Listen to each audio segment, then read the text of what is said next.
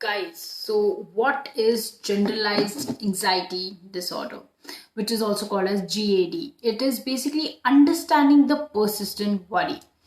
So, generalized anxiety disorder is a common and often chronic mental health condition characterized by excessive and uncontrollable worry about various aspects of life, even when there is little or no apparent reason for the concern altogether, right? People with GAD experience heightened anxiety and tension, impacting their daily functioning and overall quality of life. Right, so let's just talk about key features of GAD, which is generalized anxiety disorder. First one is excessive worry. So what does it mean? The hallmark of GAD is persistent and excessive worry that extends across a range of topics such as work, health, family, and daily responsibilities. The worry is often difficult to control and disproportionate to the actual situation. The second one is chronic nature. What does it mean? GAD is a chronic condition and individuals may have a history of excessive worry for at least 6 months. The worry is not limited to a specific event or situation and may not be related to any immediate threat, right? Now let's talk about the physical symptoms, right? So individuals with GAD often experience physical symptoms such as muscle tension, restlessness, fatigue, irritability, and difficulty in sleeping, right? These symptoms can contribute to a sense of discomfort and exhaustion, right? So that's how it is. There is cognitive distortions, right? What does it mean? GAD is associated with cognitive distortions, where individuals may anticipate negative outcomes, catastrophize future events, or perceive situations as more threatening than they are actually, right? Then comes the difficulty controlling anxiety.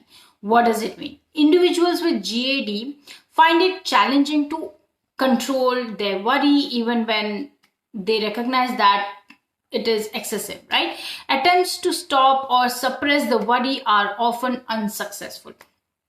Now let's move to the next one, which is impact on daily functioning. So what happens here? GAD can significantly interfere with various aspects of daily life, including work, relationships, and social activities. The constant state of worry can be exhausting and impact concentration and decision making altogether. The next one is physical health concerns. So here, individuals with GAD may also express excessive concern about their physical health, even in the absence of a diagnosed medical condition, right? They may frequently visit healthcare providers seeking reassurance altogether, right?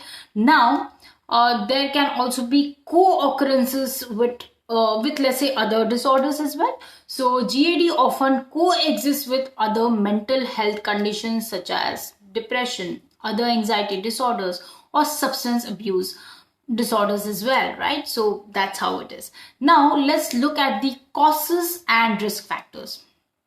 So the first one can be genetics, right? A family history of anxiety disorders may also increase the risk of developing GAD. The next one can be brain chemistry as well.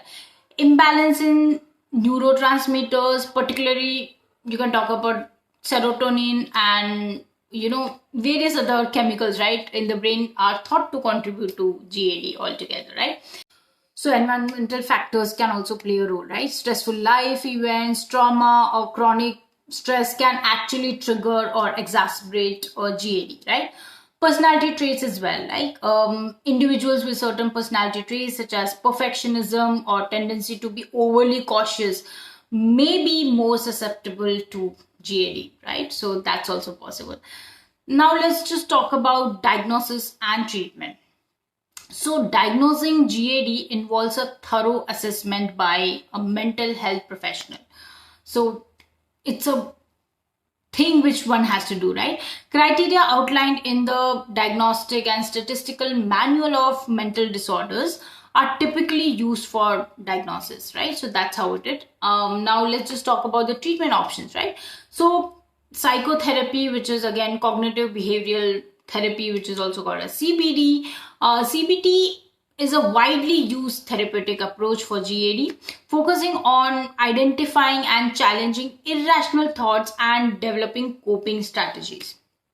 So there could be another way as well, which is again medication. So here what happens is antidepressant medications, particularly selective serotonin reuptake inhibitors, which we call as SSRIs, may be prescribed to manage the symptoms. There could be like lifestyle modifications as well, which involves basically regular exercise, sufficient sleep, and stress management techniques. They can actually contribute to symptom relief altogether, right? So that's about it. And again, probably you can have support groups as well, wherein you can join support groups for engaging in a peer support, which can provide a sense of understanding as well as community building altogether. So you can say that GAD is a treatable condition and individuals experiencing symptoms should seek professional help for accurate diagnosis and appropriate intervention. So that's something which you should note.